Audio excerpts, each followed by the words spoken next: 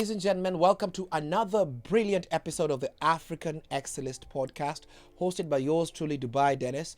I am a stand-up comedian based here in Seattle, Washington, and I'm a community leader for Washington Coalition of African Community Leaders. And today I brought my boss, the director herself, Martha Lucas, all the way from Washington State. Welcome to the show, Miss Martha. Thank you. Yes. Thank you. It's a pleasure to be here. Miss Director is here, and she has a very important message before we get into the deep stuff of community work. What's your message to the people today? So today I want to actually to highlight two really important projects that are going on, or activities that are going on in support of our most vulnerable community members. But Relief Fund, or the outreach that is being conducted by community leaders like you, Yes, Dubai, is to support our communities that are members that are undocumented to receive at least $1,000 in financial assistance. And so that's not a loan. That is nothing. It's not, going to be reported to anybody. It is now in its third round, and we have already 35,000 people who have applied. Wow. So unfortunately, our community is a little bit slower. Yes. And so that's why we want to get this message out in as many ways as possible, and to hit the communities most affected by the pandemic. Correct. And that have the vulnerable community members that really need this, that could use this funding. I know a lot of people in our community, some of them are not computer savvy. Mm-hmm. Do we have people within our network who can help with that?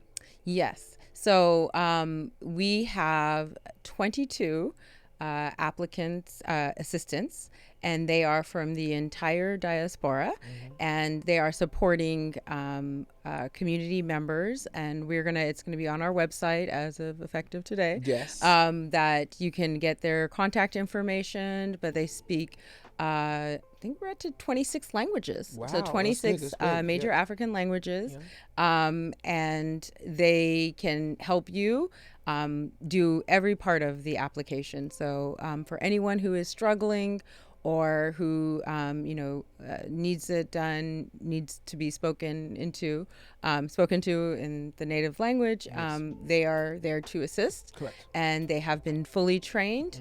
They are compliant in every way. Great. And so we are just here to help and support, get as many of the African diaspora to get this funding.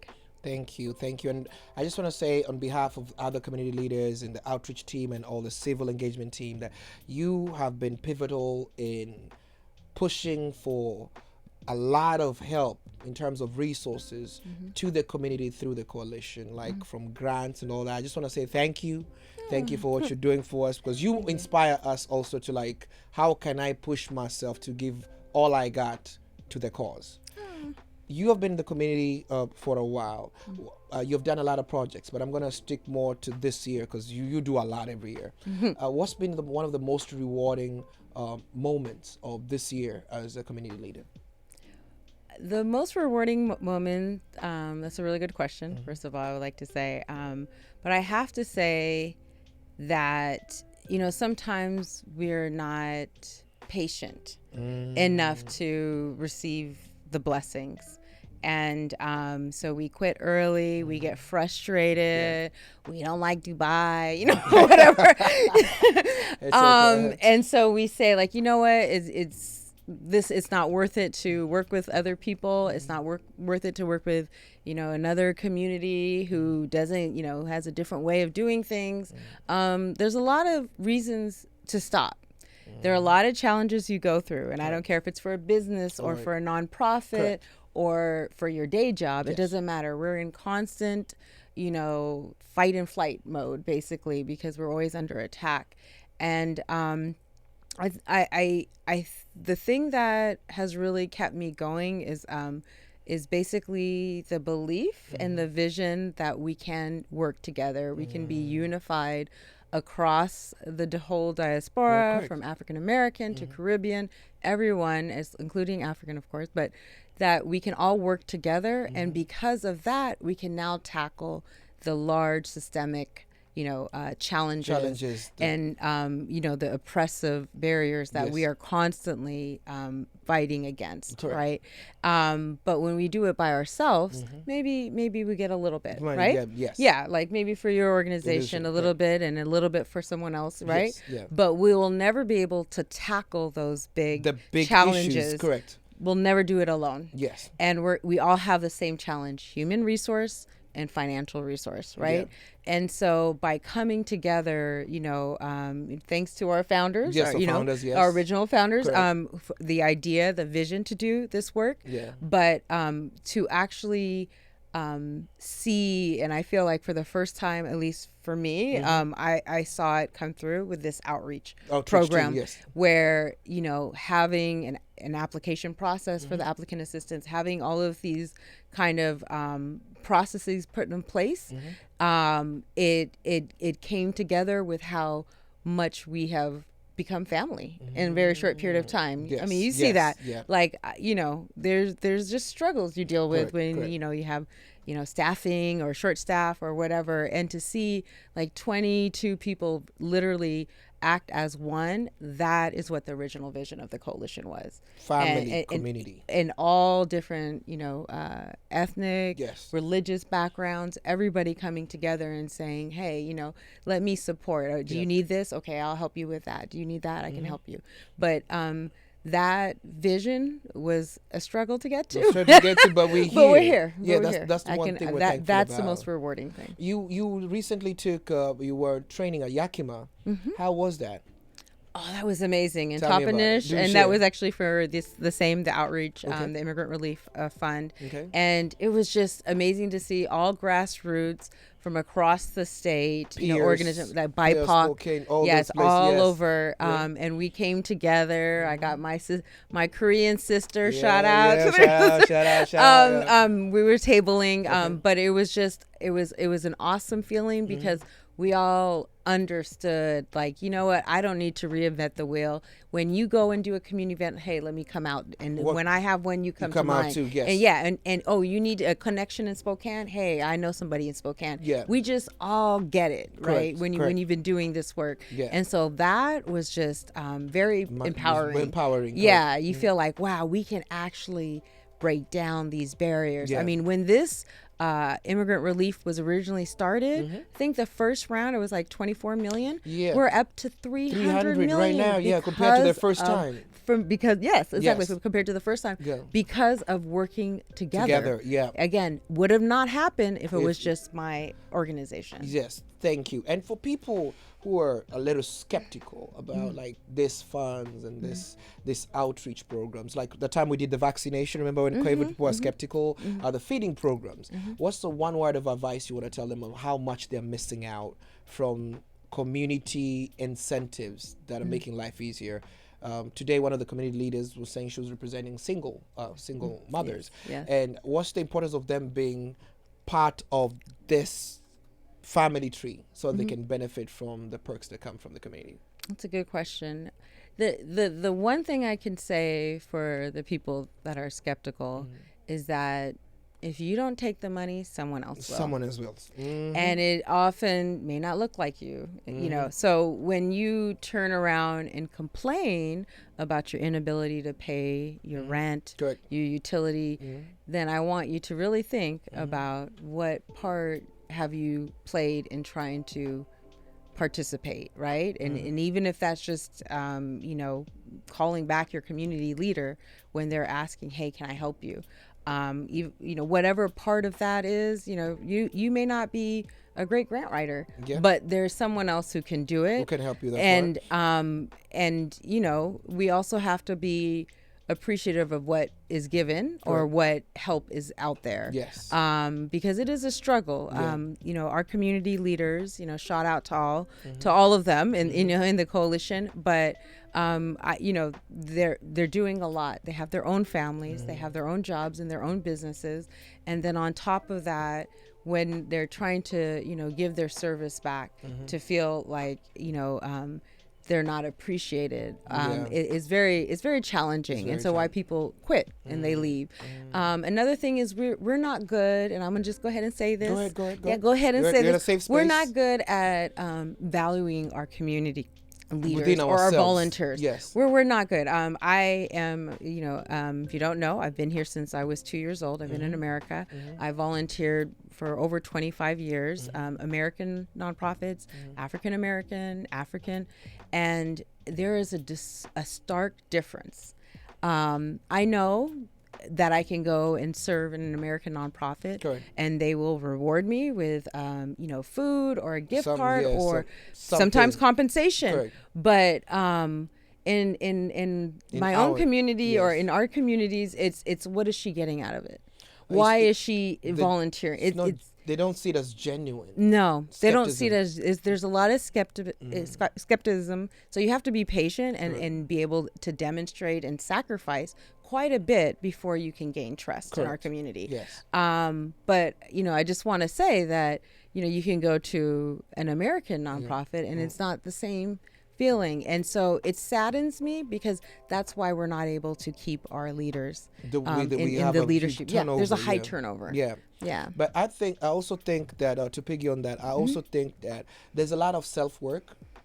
I had to do a lot of self-work myself the past few years, but there's a lot of self-work that's lacking within our framework, within our individual family trees, and we project it when we come into spaces like community spaces or work spaces, career spaces. Just briefly, because you know the importance of this. What's the importance of our family, our friends in the community to go to therapy? Ooh. It's very important. So I think if I want someone to say like what maybe sets you apart in your thought process as a leader, it would be I'm a root cause person. So you can deal with the symptom, right? Yes, Depression, symptoms, yes. Suicide, high suicide rates, right? Domestic Anxiety, violence, all all of these things. You can deal. I mean, not, but like the mental instability, and anxiety issues, or you can deal with the cause. And if you deal with the symptom, you're putting a Band-Aid at it. Yeah, and it's just going to come back. Substance abuse, alcoholism. We have this in the community, right? They know. We know. But at the end of the day, what's the cause? Is someone suffering from domestic violence? Because, if you don't address that, then you're not going to really fix the other part, right? You're going to put a Band-Aid, maybe take some medication. But then we have pride and what's going on. We don't want to go to get therapy. Yes. We say that there's nothing wrong with our children until it's too late, unfortunately. And we know, especially the pandemic has exacerbated situations, but we have had a lot of life lost in our community from mental illness. Again, I would like to say a symptom because there's something else going on. There's something else going on. And we have a lot of work to do as a community. We have a lot of work to do as leaders. And I'm thankful that we've began somewhere. So we've planted a seed. We also work with a lot of youth.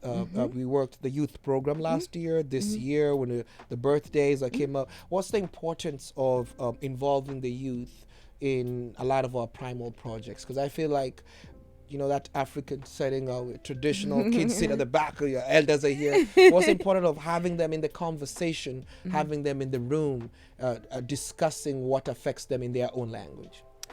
The importance of that is we all need to be connected, and we all go through different stages in life. And when a child is in the teenage stage, let's say, or preteen, they're doing a lot of identity questioning and wanting to understand who they are, and they're comparing their parents with other parents, and they're comparing their peers. And when we don't bring them in the conversation, unfortunately that leads to involvement in gangs. It leads to, mental illness, what we're seeing presenting as mental illness. We all need to be connected. Let's never forget that we're humans and we're social by nature. And so if we don't feel connected, if our if we don't have an auntie or an uncle or people we feel like we can talk You can to, talk to and yeah, trust. that looks like us, Yes. then we're gonna, we just see what our parents do as being weird, or we don't like it, but we don't have any way to really connect back and say, like, my culture is important, my community is important, I have a rich history, right? That's it, yeah. And so that's what the importance of the youth program has been, is it came from a birth of when I was a teenager, and I was a child, and I wanted to be like the people I saw on TV, but because I didn't see anyone like me, Yeah. and there was no like communication on what is my What is culture, missing? what how can I cook, like, Yeah. not in the way that would have made sense for me. I just want to say I'm gonna keep it real. I'm an Yeah. American raised child. Yeah, It wasn't raised, the yeah. way, it wasn't the way that like I wanted it to be presented to good. me. And so I just always felt like I knew how that felt to go through that time, that identity crisis. And so when I start seeing in the African community how many kids were really suffering, and it wasn't at the like maybe there was some depression. I don't know if that was depression or something, but maybe I didn't know. But I still went to school, and I accomplished things and stuff like that. So it wasn't to the point of contemplating suicide. No. It wasn't. So when I start seeing that it was, gang involvement and things that like I never really thought about, I could relate and say like, wow, that we need to do something. And you can't sit on the sidelines and complain about a problem without trying to find a solution. But I knew it would never happen by myself.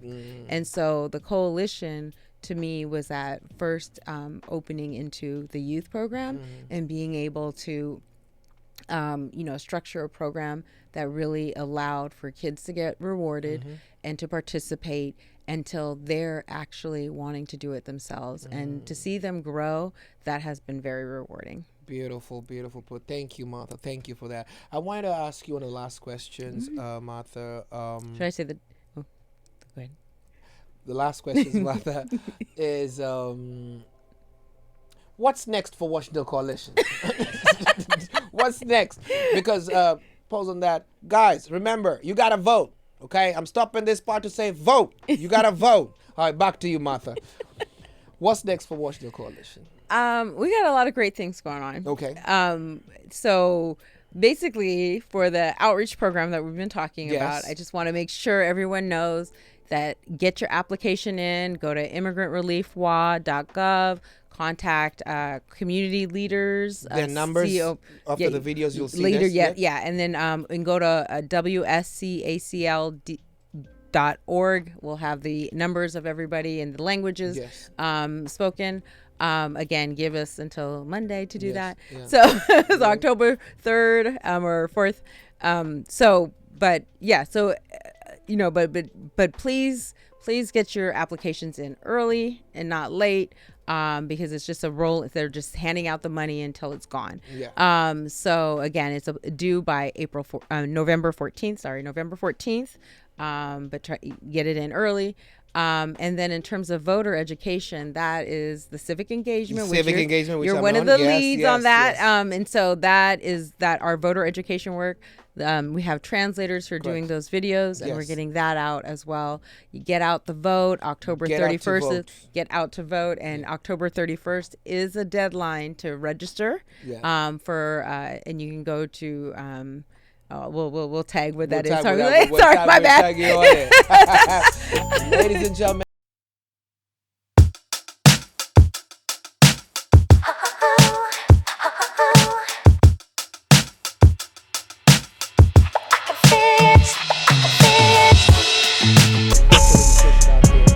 Thank you again, Martha, in the truest Seattle, most northwest